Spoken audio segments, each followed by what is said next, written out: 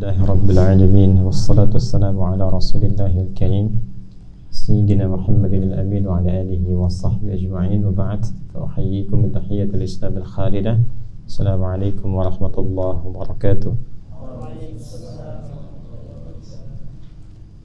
يسرنا في هذا اللقاء المبارك بأن نتوجه مرة أخرى الحمد لله شكر لله والحمد لله الذي أنعمنا بنعمة المكوث في هذا المسجد المبارك لأجل الاعتكاف.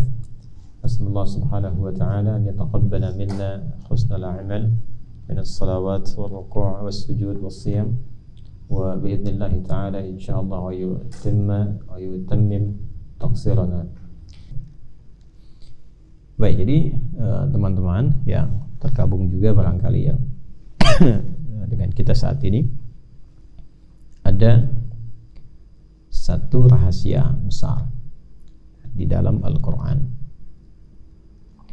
terkait dengan percepatan pendapatan pengetahuan, yang pengetahuan ini akan banyak mengantarkan kepada maslahat dunia dan akhirat. Ya, maslahat dunia tuh sederhananya begini: ilmu semakin tinggi, maka status dunia semakin meningkat kan. Makanya kata Al-Imam Syafi'i rahimahullah, man arada dunya fa'alaihi bil ilmi. Coba sekarang ilmu diukur pakai gelar ya. S1 dengan S2. Penghormatannya beda tidak? Beda. Kalau kerja gajinya beda tidak? Beda standar. Dengan S3 lebih tinggi lagi beda kan? Nah, cukup sampai S3, nggak bisa S4 kerupuk 2 misalnya. Nah, jadi semakin meningkat ilmunya, gelarnya semakin tinggi kalau diukur pakai gelar ya. Karena nanti ada ilmu-ilmu yang memang dihormati dengan ilmunya, bukan dengan gelarnya. Ada orang-orang yang mungkin gelarnya tidak seperti dimiliki oleh banyak yang lain. Ya, tidak bermaksud untuk mengurangi kehormatan pada yang mempunyai gelar. Tapi ketika ilmunya bertambah dan keilmuan itu benar dimiliki, penghormatan bisa lebih tinggi dibandingkan dengan yang memiliki apa? Gelar. Jadi patokannya tetap di ilmunya, bukan di gelarnya. Ya, gelar itu menunjukkan orang pernah sekolah. Jelas ya? Nah, tapi belum tentu juga kapasitas sekolahnya bisa mendapatkan ilmu yang bisa diraih kalau tidak serius mencarinya. Maka standar keilmuan itu tetap jadi standar yang utama, bukan dengan gelarnya. Kalau gelar mungkin penghormatan dunianya ya, untuk cara pandang seseorang, tapi ketika dia melihat dan mengakui keilmuan itu lebih tinggi, maka dia bisa melampaui gelar-gelar ya, dan sifatnya abadi. Coba lihat para Imam Syafi'i, Imam Ahmad bin Hanbal, Imam Malik sebelumnya, Imam Abu Hanifah, dan dengan yang lain-lainnya, sampai sekarang dikenal kan, ilmunya sampai dipelajari walaupun belum pernah dapat gelar-gelar sarjana seperti sekarang ya. Pernah dengar Imam Syafi'i dapat profesor kehormatan misalnya? Atau doktor honoris causa? Tidak kan? Tapi ilmunya melampaui semua gelar kan? Nah, itulah ilmu. Jadi kalau ingin mendapatkan dunia ya, bekalnya apa? Ilmu. Akhirat juga pakai ilmu. Karena akhirat itu kan kuncinya iman. Iman itu penguatnya ilmu. Gak punya ilmu bisa salah imannya. Tauhid aja pakai ilmu ya, Quran surah 47 ayat 19, fa'lam annahu la ilaha illallah. Kalau tauhidnya pengen kuat, la ilaha illallah pakai ilmu. Gak pakai ilmu nanti dikasih sarung pindah keyakinan, dikasih sembako pindah nanti. Sekarang dikasih kalimat gak dikasih apa-apa, dikasih kalimat bisa pindah. Aku mencintaimu. Kalau mau nikah sama aku pindah agama, pindah, ada yang begitu. Berarti ilmunya lemah. Nah, makanya Quran menegaskan fa'lam, mesti punya ilmu. Dengan ilmu itu semakin kuat. Karena itu iman di Quran bersanding dengan ilmu. Ketika diangkat iman dan ilmu, tidak iman berdiri sendiri. Yarfa'illahu alladhina amanu minkum walladhina utul ilma darajat. Keimanan yang disertai dengan ilmu diangkatnya lebih tinggi dibandingkan dengan iman biasa. Iman biasa tuh kuat, pengen ibadah, pengen sholat, tapi karena ilmunya kosong, sholat isya jadi 8 rakaat. Karena pengen terus ditambah. Ilmunya kosong, bahaya juga. Ya? Nah, jadi orang-orang yang belajar untuk meningkatkan keimanannya mesti disertai dengan apa? ilmu. Karena itu Imam Al-Bukhari menjadikan kitabul ilmi setelah kitabul iman. Kitab Bad'ul Wahyi, kitabul iman, kitabul ilmi. Itu nyambung semua tuh sampai nanti topik ke-97. Ya, jadi kitab keduanya kitabul iman, kitab ketiganya kitabul ilmi. Jadi untuk akhirat pun harus pakai ilmu. Wa man arada al-akhirata fa 'alaihi bil ilmi wa man aradahuma fa 'alaihi bil ilmi. Siapa yang ingin keduanya, dunia akhirat, ada ilmunya juga. Jangan dikira salat tidak ada ilmunya, ada ilmunya. Zakat ada ilmunya. Haji umrah ada ilmunya. Kalau nggak ada ilmunya putar-putar aja tuh nanti tuh. Pakai handphone live begini. Nah, karena kurang ilmu. Gitu. Akhirnya sudah berangkat, uang banyak keluar, ibadah nggak dapat hasilnya. Ya kan? Kan lupa beberapa bagian tidak terpenuhi, sayang, kasihan. Ramadan tanpa ilmu nggak termanfaatkan. Kalau tidak tahu setiap malam Ramadan itu ada keutamaan, nggak akan bangun Ramadan itu. Makan pop mie aja di luar tuh. Ya, makan roti, makan mie, makan macam-macam di luar itu. Nggak akan hidup karena nggak tahu. Kalau tahu pasti dikejar. Ya. Antum kalau diinfokan di satu masjid di depan tuh setiap malam i'tikaf dapat 1 juta. Kejar nggak? Kejar nggak apa-apa, kejar aja gitu kan ke sana. Karena tahu info, kalau nggak tahu nggak dapat kan. Tapi kalau diberikan, setiap malam ada peluang diampuni dosa. Dengan satu amalan, dikejar nggak? Masa? Huh? Kalau belum tahu ilmu nggak akan dikejar. Orang bisa memilih ngambil sembako dibandingkan dengan ampunan. Ampunan bisa besok lagi katanya, tapi besok belum tentu makan. Nah, yang begitu jawabannya tuh. Ya. Huh? Ya. Nah, jadi saya ingin sampaikan bahwa ilmu itu penting, baik untuk urusan dunia pun untuk urusan apa? Akhirat, atau untuk keduanya. Nah, sekarang bagaimana mendapatkan percepatan ilmu yang membawa pada maslahat? Karena ada ilmu yang tidak membawa pada maslahat, tapi mengarahkan pada mafsadat.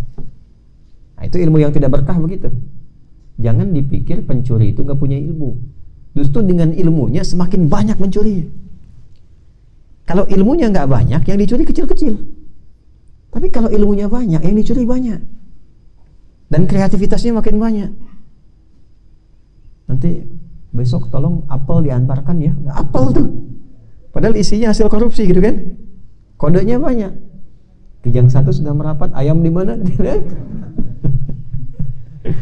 Ya kan? Karena dia merasa ada ilmunya, maka dia merekayasa. Semakin tinggi ilmunya, semakin banyak ngambilnya. Nah, itulah ilmu yang tidak berkah. Jadi cara mencarinya pun dalam Islam diatur. Bagaimana mencarinya? Bagaimana kita bisa merasakan ilmu bermanfaat? Bagaimana ukuran ilmu yang bermanfaat? Bagaimana percepatannya? Di Islam tuh komplit babnya. Makanya kalau sudah jadi muslim yang benar, jadi penuntut ilmu, ilmunya benar, pasti semakin baik. Tidak ada orang muslim yang pintar itu merusak, tuh nggak ada. Silahkan dicek dalam perjalanan sejarah. Sejak awal risalah Islam diturunkan, merubah dari yang gelap menuju terang, minal zulumati dan nur. Dari orang paling kotor jadi orang paling bersih. Perjalanan sejarah begitu. Jadi kalau ada orang mengaku muslim, dia belajar ilmunya banyak, tapi juga merusak, berarti ada yang salah dengan cara belajarnya. Sekarang, bagaimana cara belajar yang benar, mendapatkan percepatan, dan juga mendapatkan keberkahan dari ilmunya. Nah, maka tadi kita sampaikan ada di Quran surah kedua Al-Baqarah di ayat 151. Itu intinya. Ya. Dan itu jawaban dari Allah Subhanahu wa taala atas doanya dua nabi mulia, yaitu Nabi Ibrahim dan Nabi Ismail alaihi wassalam. Ketika berdoa di samping Ka'bah khusus untuk Nabi Muhammad sallallahu alaihi wasallam. Doa Nabi Ibrahimnya dan Nabi Ismail ada di ayat 129 di surah Al-Baqarah. Minta 4 keutamaan. Rabbana wab'ats fihim rasulan minhum yatlu 'alaihim ayatika 1 wa yu'allimuhumul kitab 2 wal hikmah 3 wa yuzakkihim 4. Sudah? Innaka antal azizul hakim. 4 permintaan. Ya Allah, mohon diutus nanti seorang rasul dari kalangan penduduk yang tumbuh dekat Ka'bah ini. Dan tidak ada satupun nabi yang lahir dekat Ka'bah kecuali siapa? Nabi Muhammad SAW. Nabi Ismail lahirnya bukan di situ. Nabi Ismail lahirnya di mana? Di wilayah Palestina. Ya, tumbuh kemudian sampai beliau berdakwah sampai wafatnya di Makkah Al-Mukarramah. Ya, dekat Ka'bah meninggalnya. Tapi lahirnya bukan di situ. Satu-satunya nabi rasul yang mulia yang lahirnya di tempat dekat tempat yang paling mulia, Nabi Muhammad SAW. Lahirnya dekat Ka'bah kan. Tahu ya Maulid Nabi, nanti yang belum umrah insyaallah disegerakan. Nah, itu lahirnya dekat situ. Nah, itu faidah doanya Nabi Ibrahim dan Nabi Ismail. Karena ini nabi yang paling mulia, lahirnya pun dekat tempat yang paling mulia. Dan tadi saya sampaikan bahwa semua nabi itu bisa menjalankan, memulai risalahnya sebagai nabi setelah mereka berkomitmen untuk menguatkan risalah Nabi Muhammad SAW.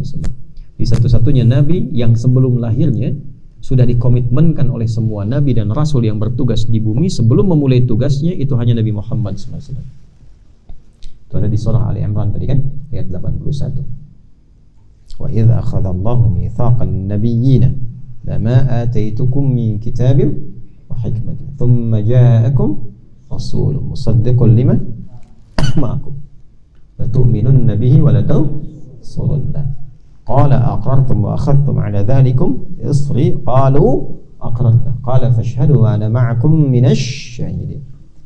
Dan ingatlah, pelajari, pahami ketika Allah mengambil komitmen. Mitsaq itu perjanjian besar, komitmen mengikat, itu mitsaq namanya. Makanya pernikahan disebut mitsaqan ghalidha. Sesuatu yang sangat mengikat, kuat. Ya, yang kalau diingkari konsekuensinya tinggi. Yang diambil perjanjian siapa? Semua nabi. Ingat, ada nabiyin, ada anbiya, itu beda. Kalau anbiya, beberapa nabi, jamaknya jamak qillah.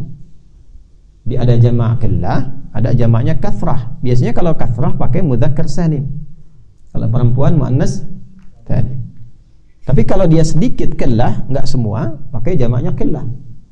Nah, nabi itu mufrad, jamaknya dua, jamak qillah anbiya, jamak kathrahnya nabiyin.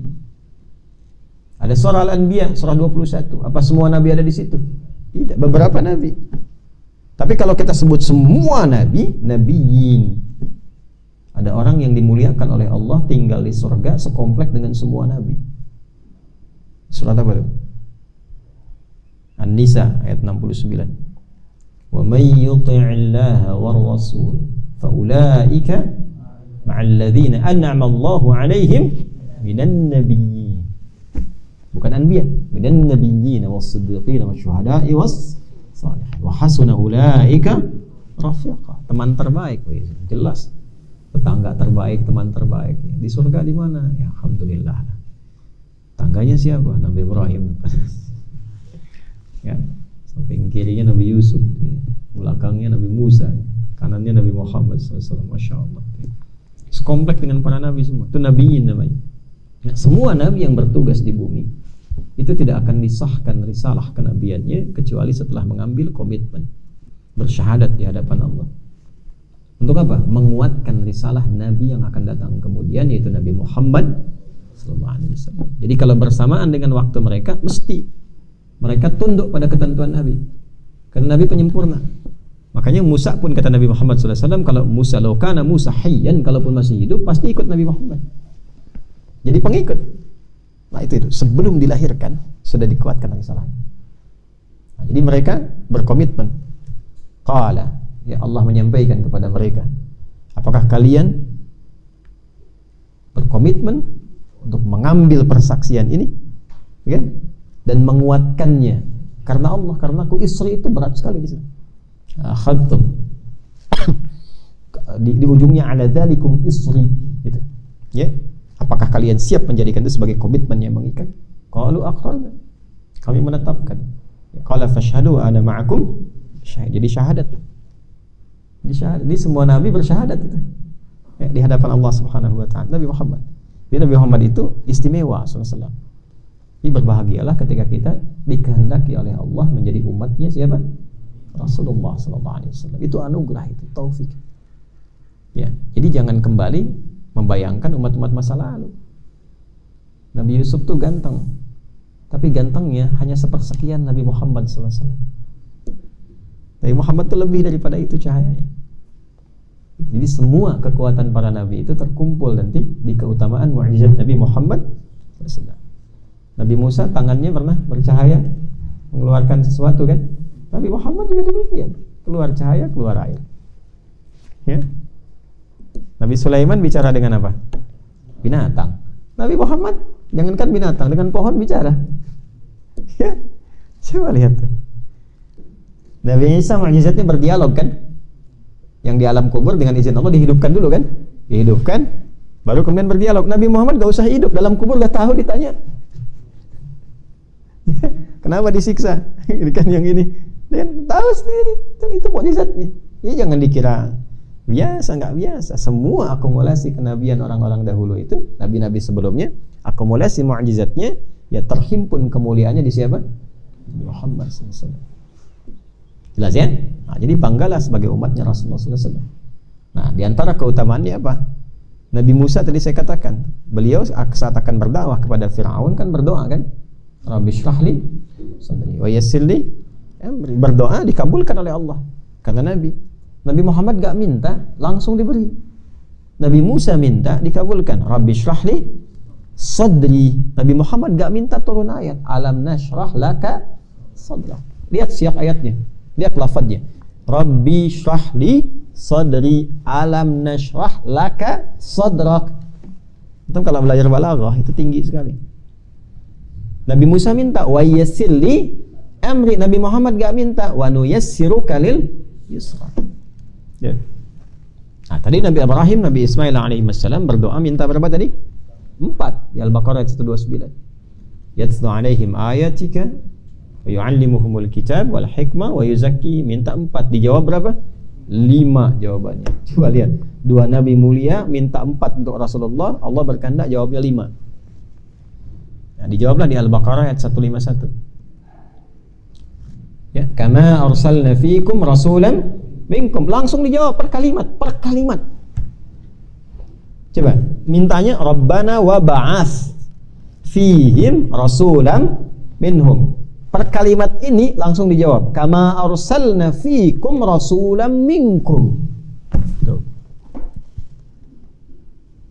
Selanjutnya, mintanya yatlu alaihim ayatika. Dijawab. Yatlu alaikum ayatina. Ya, kemudian yang selanjutnya wa yu'allimuhumul kitaba wal hikmah wa yuzakkihim. Dijawab. Wa yuzakkikum wa yu'allimukumul kitaba wal hikmah. 4 ini dijawab. Tapi Allah berkehendak tambah 1 lagi. Wa yu'allimukum ma lam takunu ta'lamun. Jadi minta berapa? 4. Dijawab berapa?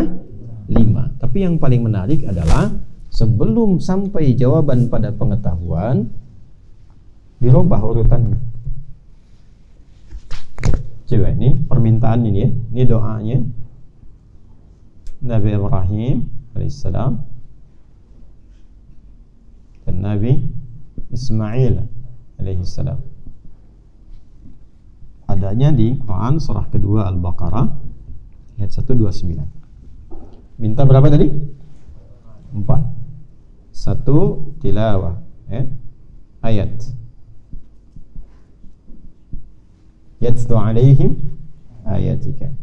Jadi menyampaikan wahyu dan memahamkan kepada umat. Jelas ya?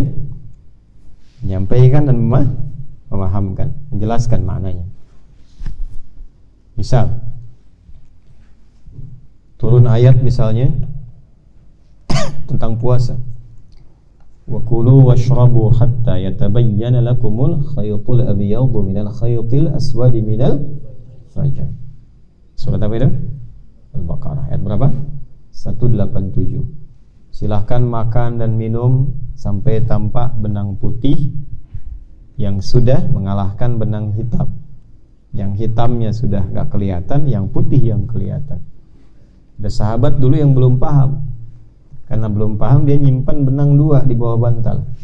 Benang hitam, benang putih. Ujungnya tebak-tebakan. Mana yang dilihat duluan? Kalau hitam masih makan. Kalau putih jangan makan. Maka ketika dilaporkan pada Nabi, Nabi tertawa. Ya. Tertawanya tertawa Di sini canda, tertawa rahmat, bukan melecehkan, bukan merendahkan. Ya, di sini tertawa rahmat, ingin memberikan pengajaran. Jadi ada jenis-jenis tawa yang menghargai. Tertawa bersama orang tertawa, masa orang bercanda kita diam sedih? Kan? Ini untuk menghormati orang yang bercanda, tertawa, tapi canda yang bagaimana? Ya, kalau canda yang menghilangkan akal, canda yang merendahkan iman, nah itu ditinggalkan. Pas ya? Ya, min husnil islamil mar'u tarkuhu ma la yani. Tanda kebaikan Islamnya seseorang itu yang enggak penting dia tinggalkan. Balik sini. Maka Nabi jelaskan, bukan itu maksudnya. Maksud benang putih di situ cahaya fajar karena sudah membelah kegelapan malam. Nah, itu tilawah namanya. Setiap ada ayat diterangkan. Jelas? Ada ayat tentang sholat, wa aqimus sholat, terangkan ayat. Nah, yang kedua diajarkan wa yu'allimuhumul kitab. Jadi ini ayat itu gambaran wahyu. Nah, jadi tidaklah kita beraktivitas kecuali bersandar pada petunjuk dari Allah. Petunjuk itu turun lewat wahyu. Wahyunya disebut dengan apa? Ayat, sebagai tanda bahwa ayat itu tanda yang mendekatkan kepada Allah, bahwa ini dari Allah. Jelas ya? Makanya dalam bahasa Arab disebut ayat itu tanda yang mendekatkan kepada Allah. Beda dengan alamat. Kalau alamat tanda yang mendekatkan pada tujuan. Wisam, wasmah, tanda yang mengkhususkan pada zat sesuatu. Ya, jadi kalau kamu pengen kasih tanda, Anda pengen berikan tanda ini kambing saya, itu kambing dia, diberikan tanda. Itu dalam bahasa Arab disebut wasmah. Ya, jelas ya? Baik. Kalau tanda yang mendekatkan pada tujuan disebut apa? Alamat. Sudah jadi bahasa Indonesia. Di mana alamatnya si fulan? Ya kan? Nah, tahu alamatnya semakin dekat ke tujuan. Tapi untuk mendekat kepada Allah, tandanya disebut ayat. Karena itu semua tanda yang mendekatkan pada Allah disebut ayat. Mu'jizat itu ayat, min ayatil anbiya. Wahyu Al-Quran isinya disebut semua ayat. Ya, Al-Fatihah berapa ayat? 7. Al-Baqarah 286 ayat. Ali Imran berapa? 200 ayat. Jadi semua disebut ayat. Nah, ayat ini bukan sekedar wahyu, tapi petunjuk berkehidupan. Peran Nabi, tugas Nabi menjelaskan. Setelah itu mengajarkan, wa yu'allimuhumul kitab. Mengajarkan, ta'lim. Contoh turun ayat wa aqimus shalah. Tunaikan salat. Al-Baqarah ayat 43. Ya kalau cuma disampaikan, tunaikan sholat ya, tapi nggak diajarkan caranya, bisa nggak sholat? Nggak bisa. Maka Nabi terangkan. Nah, keterangan Nabi itu menjadi pedoman bagi kita dan jalan kita mengikutinya. Jalan kita untuk mengikuti satu kebiasaan disebut sunnah namanya. Di penjelasan Nabinya hadis, kalau jadi satu ketentuan yang diikuti, jalan yang diikuti disebut sunnah. Karena itu kumpulan ayatnya disebut Quran ketika dibacakan, kumpulan ajarannya disebut apa? Sunnah. Di sini ada Al-Quran dan Sunnah. Ini Quran, Al-Quran. Sini ada apa? Sunnah. Jadi ini bukan semboyan, ingat ya. Tapi manhaj. Manhaj. Likulli ja'alna minkum syir'atan wa manhaj. Surat apa itu? Al-Maidah ayat berapa? 48. Ya. Nah, jadi ada manhaj. Tapi ini bukan syiar satu kelompok atau klaim, bukan. Semua orang Islam itu mesti ikut ini, dan cara memahaminya diukur, ada sanad namanya. Ada ulama yang mengajarkan, tidak bisa sendiri-sendiri. Ya, bagaimana cara sholat yang benar? Mesti diajarkan, terurut caranya. Makanya semua orang Islam sholatnya sama, tidak ada yang beda. Nah, kalau beda sendiri bisa menyimpang. Dari takbir sampai salam, kan rukunya ke depan semua kan? Nggak ada yang kebalik ke belakang kan? Begitu kebalik pada lari orang kan? Nah ini, jadi semuanya ada sanadnya, tidak bisa. Dan nanti di situ kita akan belajar apa yang dimaksud manhaj, apa yang dimaksud madhab dan sebagainya. Nah, ini tugasnya mengajar. Kemudian wal hikmah, menyampaikan maknanya, esensinya. Kenapa sholat? Apa hikmahnya sholat? Sehingga kita bisa merasakan manfaat sholat. Tak ada satupun ibadah yang tak ada manfaat. Makanya semua ibadah itu diikat dengan hikmah. Coba kalau kita misalnya ingin tahu bagaimana seseorang dipandang berhasil sholat, ukurannya kan dua, ya kan? Ukuran syariat, ukuran manhaj itu. ukuran syariat benarnya rukun dan syarat sehingga menggugurkan kewajiban dan mendapatkan pahala sisi Allah. Jadi kalau antum cuma pengen cari pahala, ikuti rukun dan syarat. Benar rukun syarat, gugur kewajiban, dapat pahala. Tapi kalau ingin salat menjadi manhaj, berpengaruh pada hidup kita, ada pesan hikmah yang kita bawa, merubah diri kita sehingga dapat faidah tanha 'anil fahsya'i wal munkar, maka ini hikmah yang kedua, pahami maknanya. Karena itu setiap gerakan dan bacaan salat ada maknanya. Ya, jangan dikira cuma gerakan begitu saja, tidak. Kenapa takbir begini? Kenapa rukuk begitu? Kenapa sujud 7 anggota dari tubuh kita mesti menempel dan seterusnya? Itu ada maknanya semuanya, ada artinya. Nah, kalau diajarkan itu dapat hikmah. Nah, semua ibadah itu ada hikmahnya. Tak ada ibadah yang tak ada hikmah. Ya, karena ayatnya mengikat. Nah, kalau sudah paham ini sampai 3, pasti akan berdampak pada jiwa, berdampak pada perilaku. Makanya orang-orang jahiliyah masuk Islam, belajar sholat jadi baik semua. Dari jahiliyah jadi khairum ummah. Orang kayanya paling pelit, sepelit-pelitnya. Ya, cap jahe, merege, hese, pedit, hese, macam-macam lah. Gitu. Tapi setelah masuk Islam jadi orang paling dermawan. Gitu. Keluar semua sifat baiknya. Kenapa? Karena ketika dia menunaikan ibadah, berdampak kepada jiwanya, berdampak pada perilakunya. Maka ukuran yang keempat ada tazkiyatun nafas wa yuzakki, tazkiyah, menyucikan jiwa. Suci jiwa, bening hati. Ya. Jadi nggak perlu pakai janji jiwa, udah suci sendiri. Hah? Paham ya? Baik. Nah, ini 4, mintanya 4. Nah, orang Islam yang benar itu, semua pola hidupnya mengikuti petunjuk ini. Karena di ayat itu ada semua petunjuk hidup. Ada ayat tentang tidur? Jangankan tidur, ngantuk aja ada. Siapa yang tahu ayat ngantuk? Hah? Ayo, saya kasih clue-nya. Ali Imran. If you washi,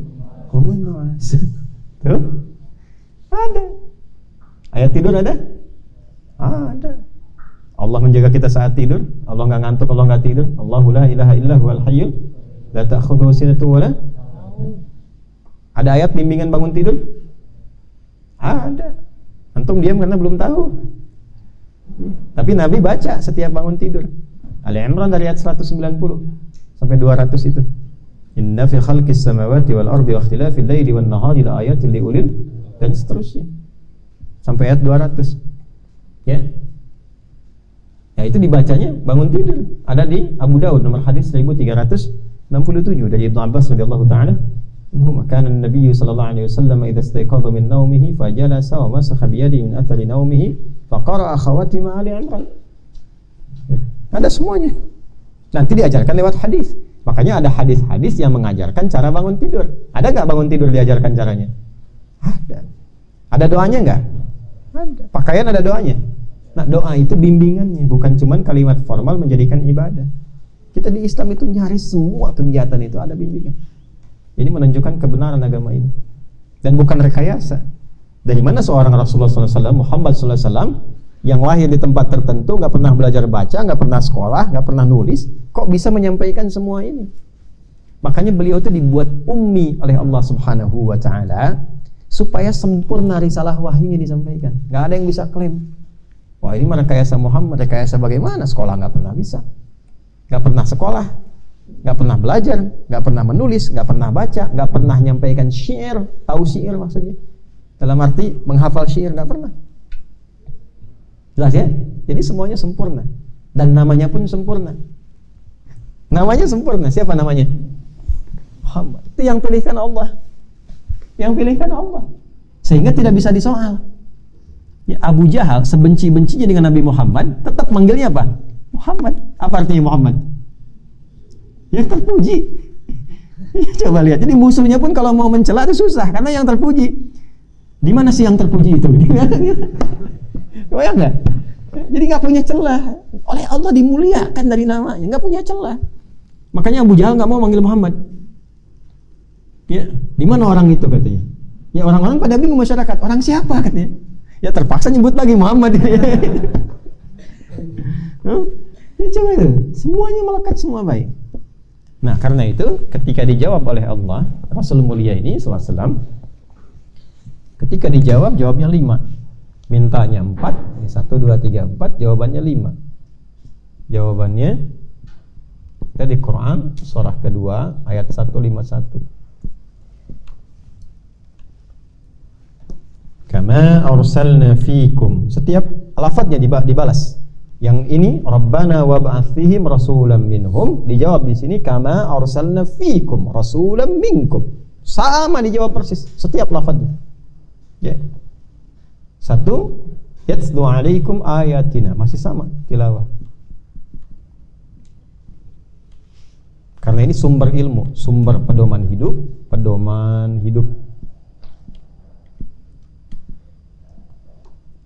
Kalau sudah bicara pedoman itu, ini ada ilmu di sini, ya kan? Ada segala macam. Jelas? Tapi yang kedua urutannya berubah. Ini tilawah, ta'lim, hikmah, tazkiyah. Yang ini yatlu alaikum ayatina wa yuzakkikum, langsung tazkiyah. Nomor 2. Baru nyambung lagi 3. Wa yu'allimukumul kitab, ta'lim wal hikmah. Tuh. Jadi nomor 4 pindah ke nomor 2 jawabannya. Selanjutnya berurut lagi. Yang terakhir, yang kelima bonusnya, wa yu'allimukum ma lam takunu ta'lamun, dan mengajarkan setiap pengetahuan baru. Ada yang bentuknya langsung, ada yang bentuknya isyarat. Contoh yang langsung, Romawi akan perang dengan Persia, Romawi akan kalah. Turun surat Ar-Rum, dibimbing oleh Allah. Alif Lam Mim. Ghulibatil, ya kan? Romawi akan dikalahkan sampai tempatnya fi addal ard, di satu tempat bagian yang rendah sampaikan. Tapi setelah itu akan menang lagi. Fi bidna sinin wa hum min ba'di ghalabihim sayaghlibun, akan menang lagi. Itu terjadi betul. Itu pengetahuan baru. Ya. Apalagi misalnya Fathu Makkah, sebelum terjadi disampaikan, inna fatahna laka fatham mubina. Nanti orang-orang akan banyak masuk Islam berbondong-bondong. Tak ada perang di situ. Enggak ada, berbondong-bondong. Maka turun An-Nasr, idza jaa nasrullah wa ra'aitanna sayadkhuluna fi dinillahi fajr. Itu pengetahuan baru. Wa yu'allimukum ma lam takunu ta'lamun. Ada yang sifatnya isyarat. Ada isyarat misalnya tentang kebidanan, tentang proses kelahiran. Surat Al-Hajj ayat yang kelima itu, ya kan? Kemudian ada isyarat tentang ASI, pentingnya ASI, Al-Baqarah 233. Ada isyarat tentang teknologi misalnya, ya ada yang prototipe pesawat terbang yang dilihat dari sayap burung yang di surat Al-Mulk itu, ya. Kemudian atom ada, isyarat tentang besi di surat Al-Hadid ada, dan itu dikembangkan ulama kemudian hari. Sampai sekarang Quran itu kalau di riset pasti ada pengetahuan baru. Ya, jadi kita itu diminta oleh Al-Quran menjadi umat yang pintar, yang selalu akan selaras dengan zamannya. Jadi muslim itu pasti akan dimudahkan urusannya, karena didorong untuk pintar, sehingga semua zaman apapun bisa diatasi. Apapun itu. Makanya kalau kita jadi orang Islam yang benar, itu pasti menguasai bidang-bidang pengetahuan, apapun yang mau dipilih. Dan nanti ada turunannya, dan gak ada yang bodoh. Manusia bodoh kan cuma di lagu ya. Ada band kalau gak salah dia. Sekarang udah nggak ada ya. Nah, nanti kalian belajar. Kalau saya dulu untuk merumuskan fatwa itu, menyampaikan satu hal atau menimbang hukum itu, riset. Nggak bisa kalian coba hukum musik apa, ambil 1-2 hadis langsung keluar. Nggak bisa begitu. Hadisnya semua kumpulkan. Bahas apa itu musik, turunannya apa. Pahami tentang notasi, pahami tentang unsurnya dan sebagainya. Sejarahnya, zaman Nabi bagaimana, kenapa keluar hadis ini, kenapa keluar hadis ini, baru ditimbang. Ya, baru ketika dikumpulkan al-jam'u wa taufiq, keluarlah hukum. Nah, jadi kita untuk meriset itu dipahami semua unsur-unsur yang terkait dengannya. Sampai saya hafal notasi saya. C D F G B C G B C D F G D F G B C D B C D F G A F G A B C D E B C D F G A B C D A B C D A B C D. Oh. Tapi apakah saya bisa main alat musik? Tidak. Main gitar saya nggak bisa. Main piano nggak bisa. Karena bukan di situ. Kita hanya untuk meriset supaya tahu apa pengaruhnya ketika gitar dipetik, apa manfaatnya, apa madaratnya. Demikian yang lain. Lirik-lirik lagu saya tahu. Ya. Saya tahu, jadi kita bisa bedakan. Jadi ketika anak-anak itu menyampaikan misalnya lirik-lirik, kita paham arahnya kemana, ininya apa, dan kita bisa menyampaikan hukum. Lagunya Adele yang lama, yang Hello misalnya, ya, Hello it's me, I was wondering, dan seterusnya itu saya hafal sampai liriknya, saya tahu. Bagaimana kita bisa menentukan hukum kalau kita nggak hafal, nggak paham? Beda antara orang hafal, orang paham dengan orang tak hafal, orang tak paham itu lain. Tapi bukan untuk kemudian ya kita harus mengikutinya, tidak. Quran kan beda iramanya, ya kan? Chemistry-nya lain. Nah, tapi kita harus bisa objektif dalam menilai hukum. Jelas ya? Nanti bisa belajar sampai sejarah, sampai do re mi fa sol la si do itu dari mana sejarahnya? Dal ro mim fa sod lam sin dal, dari Persia, dari hazanah keislaman. Dapatnya inspirasi dari mana? Dari mana? Dari Arud. Arud itu asalnya dari Arud juga. 16 irama tuh disebut dengan bahar. Tawilun lahudunal bukhuri fadailu fa'ulun mafa'ilun fa'ulun mafa'ilu kifa min dhikra habibin kifa nabki min dhikra habibin wa manzili bisaqti liwa baina dakhuli fahawmali rajas mustaf'ilun mustaf'ilun mustaf'ilun mustaf'ilun mustaf'ilun mustaf'ilun. Itu 16 rumusan. Nanti dikembangkan saat dibawa ke dalam masa Islam menjadi nazam. Nazamnya jadi manfaat. Dibawa ke bahasa jadi alfiyah. Kalamuna lafdhun mufidun kastaqim wasmun wa fi'lun thumma harfunil kalim wahiduhu kalimatun wal qawlu am wa kalimatun biha kalamin qad yu'am. Itu rumusnya Rajaz Muzdawaj. Dibawa ke alfiyahnya misalnya As-Suyuti jadi alfiyah hadis. Dibawa ke Syatibiyah, nazam Syatibiyah. Itu jangan dikira itu nazamnya nazam mutun itu pakai nazam. Rumusannya apa? Bahar. Gitu. Jelas ya? Nah, jadi kalau kita bawa itu untuk nilai-nilai keislaman misalnya, dijadikan sebuah irama untuk ngajarin anak-anak, ya, nanti hukumnya berbeda. Ya. Rukun Islam ada 5. 1, 2, 3, 4, 5 dan seterusnya. Nah, ini balik sini. Dah. Jadi 1 apa? Dakwah. 2 apa? Tazkiyah. 3 ta'lim. 4 5 nah ini. Nah, sekarang ini pertanyaannya, kenapa yang ini jadi nomor 2? Tazkiyah. Nah, ini rahasianya. Di sini kita akan berhenti. Sudah? Karena semua ilmu, pedoman kehidupan, itu sumbernya, pemilik utamanya siapa? Allah. Karena itu Allah disebut dengan Al-Alim, Al-Qadir,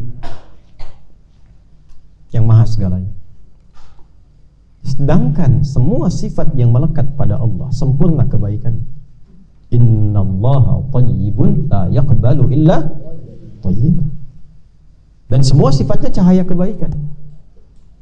Karena semua bersumber dari Allah, maka Allah tidak akan menurunkan keberkahan pada satu ilmu kecuali pada keadaan yang baik juga. Allahnya maha baik, maka turunnya pun akan ke tempat yang baik.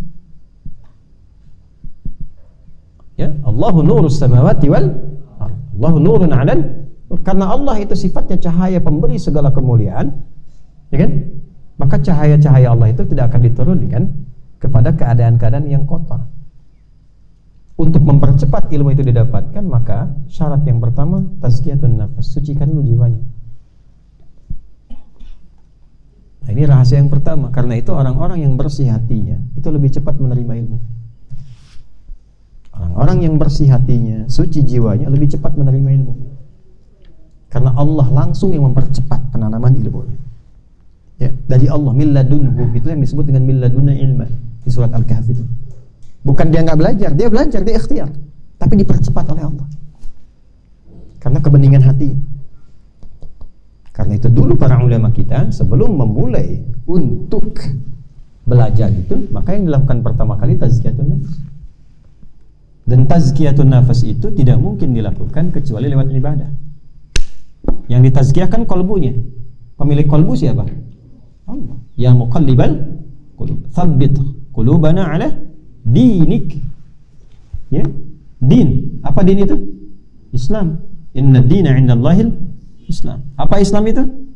Pokoknya 5. Di hadis Muslim nomor hadis yang ke-8, an tashhada an la ilaha illallah wa anna Muhammadan Rasulullah wa tuqimas shalah wa tu'tiya wa tasuma wa tahujjal baita in istata'ta ilaihi sabila. Qala sadaqta, kata malaikat. Ya kan? 5 pokok ini isinya ibadah semua. Jadi yang disebut Islam itu kalau sudah bersyahadat, ya syahadatain dia salat. Maka salat itu bagian tazkiyatun nafas. Makanya ketika orang salat fungsinya innas salata tanha 'anil fahsya'i wal munkar. Kalau salatnya benar, jiwanya bersih.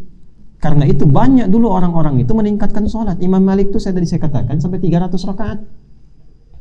Latihan sholatnya itu. Ya, sholat itu luar biasa. Makanya di hadis-hadis Isra, itu sebelum berangkat Isra itu Nabi Muhammad SAW itu dibersihkan dulu keadaan hatinya. Dibersihkan, dicuci dengan air Zam-Zam. Itu ada di hadis Muslim. Ya. Subtopik yang ke-74, hadis nomor 163. Gitu. Jelas itu. Ya, Nabi SAW sampai menyampaikan ya, furija saqfu baiti bi Makkah. Ya, fa faraja Jibril alaihi salam. Ditembus atap rumahku di Mekah itu tiba-tiba keluarlah Jibril alaihi salam. Ya. Kemudian apa yang dilakukan oleh beliau? Ya, Jibril alaihi salam menembus dadanya Nabi sallallahu alaihi wasallam fa afraghaha. Ya, kemudian mengeluarkannya, thumma jaa bi tasdin mumtali'in hikmatan ya wa imanan, yang sebelumnya dibersihkan dengan air Zam-Zam dulu. Ya, dibersihkan dengan air Zam-Zam, lalu datang dengan bejana dengan hikmah dan iman. Hikmah itu ini. Puncak pengetahuan, puncak kemuliaan. Nah, jadi sebelum Isra pun sudah diberikan tanda bahwa ibadah yang akan dihasilkan dari peristiwa Isra dan Mi'raj itu fungsinya membersihkan hati. Kalau hatinya sudah bersih, maka ilmu akan cepat datang. Ya, maka dari itu orang-orang yang belajarnya benar pasti akan berdampak pada jiwanya. Apalagi kalau memulai dengan pembersihan jiwa. Makanya nanti saat belajarnya pun ilmunya dapat, saat mengajar pun hatinya bersih. Beda orang mengajar hati bersih itu dengan belum bersih itu beda. Ya, menyampaikan risalahnya lain, cara menilai orang lain itu berbeda. Bagaimana menyampaikan pendapat, bagaimana menghargai orang lain, bagaimana meluruskan yang salah, bagaimana bersikap. Dulu Nabi itu diminta mengajar untuk menyatukan, menampilkan kasih sayang. Kenapa sekarang ada orang mengajar, menyampaikan materi dikatakan dari Nabi, tapi ternyata bisa memecah? Apa yang salah? Ya kan? Yang disampaikannya kan hadis, Quran, tapi hasilnya bisa beda. Ya, fadzakir innama anta mudzakir lasta 'alaihim bimusaitir. Kok bisa orang sekarang musaitir, bukan yudzakir? Nabi saja diminta mengingatkan, bukan menguasai. Orang sekarang rebutan jamaah. Ini jangan sampai belajar sama ustadz ini, yang ini jangan sampai begini, ini sampai begitu. Ya bagaimana ilmunya bisa dibuka? Bagaimana kalau si ustadz itu salah memfatwakan? Saya mengatakan misalnya jangan belajar sama ustadz lain ya, ini aja di sini. Lalu ketika seorang itu salah, siapa yang memperbaiki? Nah, itu bahaya. Ya. Nah, karena itu cara kita belajar dengan cara kita mengajar mesti kembali kepada Al-Quran. Dan tidak boleh berpikir yang tak baik, walaupun kepada orang yang berpikir tak baik, tetap berpikirnya baik. Ya, kita kalau sudah mendapatkan kenikmatan iman itu semua dilihatnya dengan persepsi kebaikan. Jadi kita menatap orang pun indah gitu. Jelas ya? Baik. Nah, ini rahasianya. Itu yang menjadikan semua ulama-ulama kita itu banyak meningkatkan ibadah mereka untuk tazkiyatun nafas, sehingga terjadi percepatan pengetahuan, khususnya di Ramadan. Khususnya di Ramadan. Karena itu para imam-imam itu ya kalau sudah Ramadan ya, berhenti mengajar. Mereka fokus kepada tazkiyatun nafas, ibadah. Kata Al-Imam Asy-Syafi'i itu khatam Quran sampai berapa kali? 60 kali. Tiap hari 2 kali. Kan? Imam Abu Hanifah itu bisa tidak batal wudu selama 40 tahun dari Isya sampai subuh. Ya. Nah, itu kurang lebih gambarannya ya. Nah, karena itu banyak ulama kalau mereka mau berfatwa atau menulis tuh banyak salat dulu. Imam Al-Bukhari itu menulis Sahih Al-Bukhari 16 tahun. Setiap mau menulis satu hadis salat. Salat di Masjidil Haram, nanti diakhiri di Masjid Nabawi. Salat dulu. Kalau tenang, nyaman, dapat taufik, nulis. Kalau belum tenang, nggak ditulis. Gitu.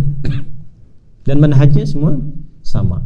Jadi ketika diakumulasikan semua bentuk ibadah itu untuk tazkiyatun nafas, maka nilainya disebut takwa namanya. Takwa. Makanya salat itu untuk mendapatkan derajat takwa kan? Dzalikal kitabu la raiba fihi hudan lil muttaqin. Siapa muttaqin di sini? Ya, yang hudan lil muttaqin, muttaqinnya siapa? Alladzina yu'minuna bil ghaibi wa yuqimunas. Kita puasa sekarang Ramadan. Apa tujuannya? La'allakum tattaqun. Ya ayyuhalladzina amanu kutiba 'alaikumus shiyam kama kutiba 'alal ladzina min qablikum la'allakum tattaqun. Orang haji, apa tujuan haji utamanya? Berbekalnya pakai apa? Takwa. Wa tazawwadu fa inna khairaz zadi taqwa. Al-Baqarah 197. Nah, ketika takwanya meningkat, apa hubungan dengan ilmu? Al-Baqarah ayat 282 di ujung ayatnya. Wattaqullaha wa yu'allimukumullah. Ketika engkau mampu meningkatkan takwa, Allah mengajarkan pengetahuan itu, termasuk pengetahuan baru. Jadi nanti ada kondisi-kondisi kalau kalian sudah mengajar, ada kondisi-kondisi yang kadang-kadang orang nanya, itu kalau nggak dapat taufik Allah, susah jawabnya. Apa antum pikir gampang jadi ulama? Nggak mudah. Ya, tak mudah. Kalau nggak dapat taufik Allah itu nggak mudah. Dari mulai belajar, dari cepat merumuskan sesuatu, ya itu kalau nggak dapat taufik Allah nggak mudah. Walaupun namanya taufik misalnya, namanya udah taufik hidayah kan, tapi nggak pakai ibadah ya susah. Harus kembali ke sini. Jelas? Termasuk nanti dapat pengetahuan baru. Al-Imam Syafi'i itu pernah bolak-balik ngaji Quran sampai 300 kali untuk menemukan satu hukum. Baca terus 300 kali untuk menemukan satu hukum. Dan jangan lupa, beliau bukan cuma ahli fikih, tapi juga seorang ahli bidang kedokteran. Punya diwan juga, ahli bahasa juga. Punya diwan, Imam Syafi'i punya diwan. Imam Ahmad bisa hafal 1 juta hadis, bagaimana itu? Dengan sanadnya, bukan hanya matannya, 1 juta. Ya. Imam Abu Hanifah akalnya luar biasa, tajam sekali. Ya, karena hadis kan nggak banyak sampai ke wilayah Irak pada masa itu. Tapi Allah berikan taufik lewat akalnya, sehingga muncul analogi-analogi yang sangat kuat. Ya kan? Imam Malik di Madinah dengan hadisnya kekuatannya. Demikian semua saling melengkapi. Nah, itu kita bisa mendapatkan pengetahuan baru, ya, jawaban-jawaban dari apa-apa yang mungkin masyarakat konsultasikan. Kan ini masalah banyak ini. Kalau saya mengajar, yang tanya itu yang dokter, yang pengacara, ya, yang hakim, ya, yang di polisi, di tentara. Masalahnya beda-beda. Gimana kita bisa jawab kalau nggak dapat taufik Allah? Ya kan?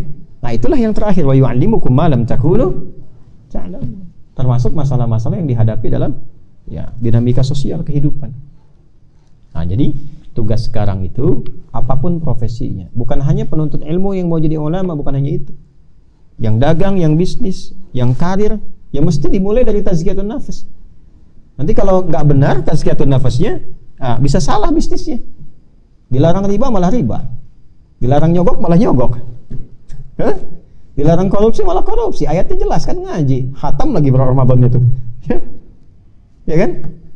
Gitu. Ya, itu yang penting untuk diketahui dengan baik. Kalau sudah tazkiyatun nafas sudah. Ya, Nabi Daud itu ketika diangkat jadi pemimpin oleh Allah, jadi raja, itu pesan pertamanya tazkiyatun nafas. Jangan ikuti pengaruh nafsumu. Tuh. Surat apa itu? Hah? Bacakan suratnya. Surat betul. Terus?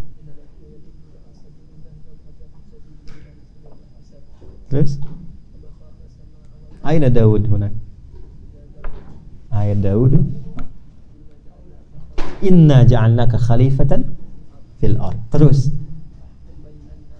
Fahkum bainan nasi bil haq. Daud, saya angkat, saya tetapkan kau jadi raja. Ngatur di bumi, fil ard, ngatur dunia, ngatur bumi, raja. Dan Nabi Muhammad melewati itu nanti, lebih hebat daripada itu.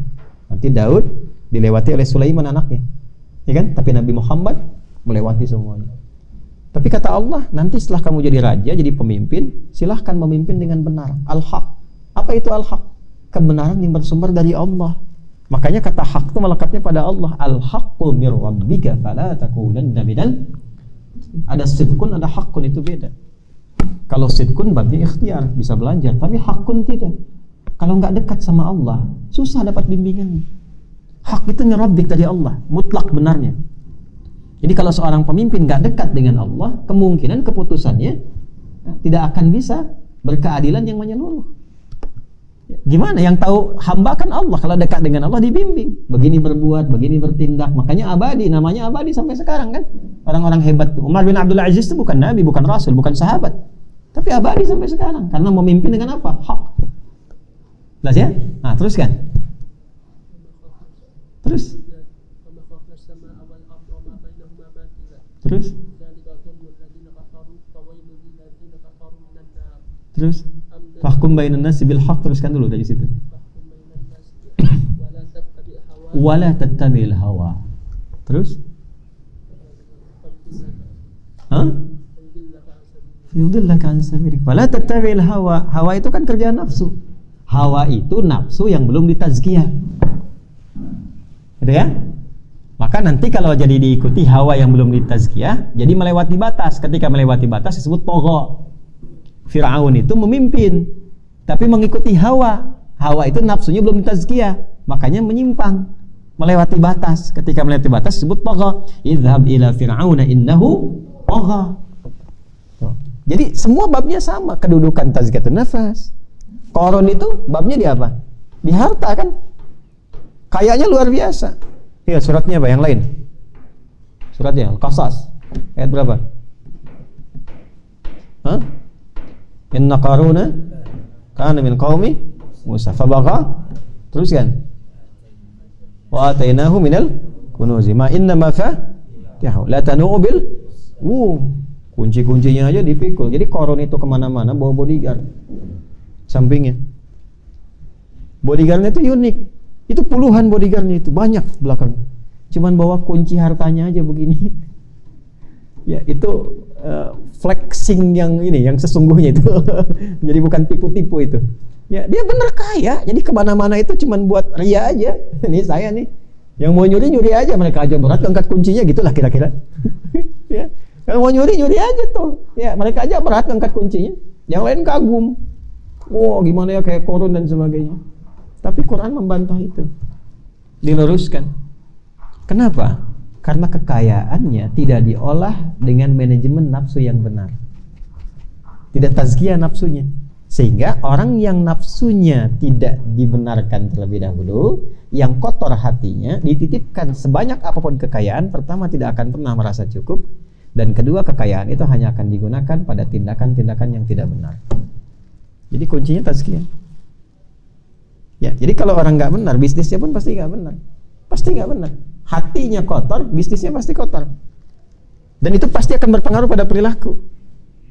Silahkan dicek deh. Kalau hatinya nggak bersih, bisnis nggak bersih, perilakunya pasti nggak bersih. Tempat mainnya pasti ke tempat-tempat yang kotor. Pergaulannya kotor, kata-katanya kotor. Perbuatannya seperti itu, gaulnya demikian. Dan bahayanya kalau menganggap itu biasa. Gitu ya? Nah, itu yang berbahaya, itu yang patut diselamatkan, harus didoakan, dibimbing dengan baik. Karena yang kaya yang bersih pun banyak. Dan itu yang harus diviralkan, yang jadi teladan. Tazkiyah bab. Jadi apapun kuncinya tazkiyah. Dan wahyu itu akan turun, ayat itu akan meresap pada jiwa yang bersih. Jiwa yang bening, jiwa yang tenang, melahirkan aktivitas yang cemerlang. Nah, demikianlah. Demikian pula apalagi pengajar. Kalau pengajarnya itu hatinya nggak bersih, itu paling bahaya. Karena yang mengajar itu menggerakkan orang untuk melakukan sesuatu. Gitu. Apalagi mengajar agama, kalau hatinya nggak bersih, orang bisa rusak. Dan rusaknya sampai ke jiwanya.